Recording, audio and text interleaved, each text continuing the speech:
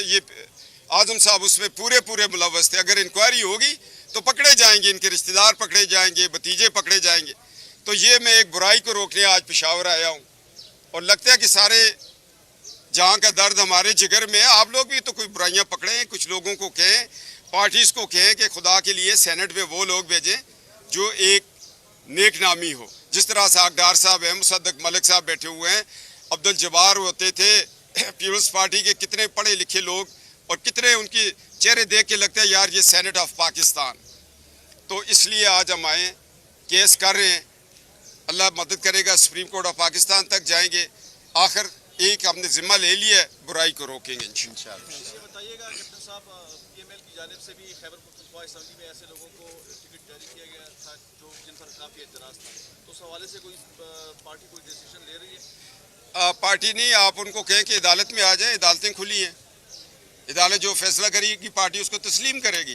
Party है, कोई जमहूरी निज़ाम है, कोई अदालत तो नहीं है कि आने वाले को हम पढ़ जाएं, इधर आओ ना ज़रा तुम्हारी पहले इंक्वायरी करवाएं सब इंस्पेक्टर से।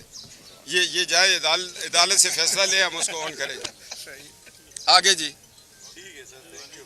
किसी एक का नाम बता दें जी, ताकि शाम को आपको फ़ोन करे कि भाई मैं तो क्लीन बंदा हूँ, मुझे आपने क्यों कहा?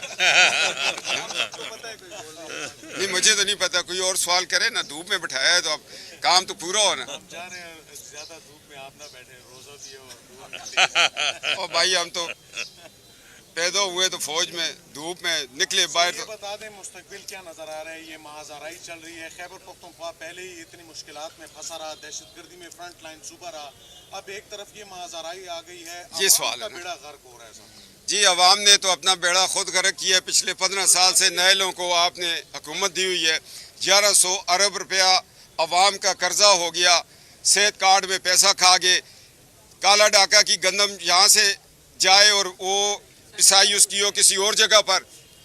तो जब करप्ट लोगों को आप इक़्तिदार देंगे तो फिर अवाम का बेड़ा तो चप्पे हो जाएगा ना। 1100 अरब रुपया कौन उतारेगा? अभी मुझे इन लोगों ने कहा कि जी यहाँ पर ट्रेन चल रही है। मैं कहा वो जो चलाने वाली चीज़ थी वो तो जल रही है।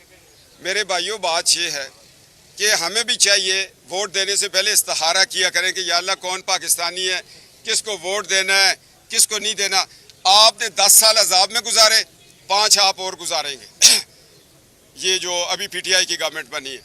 मैं तो कहता हूँ हमारी कौम का सबसे बड़ा मुजरम जो है ना वो साकिब निसार है और पानामा के 5 जज हैं। बस इन 5 जजों को अदालती कटेड़ों में लाए, इनसे पूछे कि भाई चलता फिरता पाकिस्तान था, 60 रुपये पे पेट्रोल मिल रहा था, 105 पे डॉलर था, सी पैक बन रहा था, अंधेरे छट गए थे, बादशाह बन रहा था, दियामर बन रहा था, खुशहाली आ रही थी।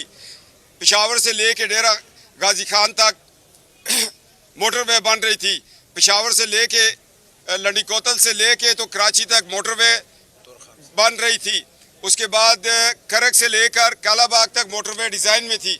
तो ये 5 जजों ने जनरल बाजवा और जनरल फैज़ हमीद की हिमा पर क्यों गलत फैसला दिया?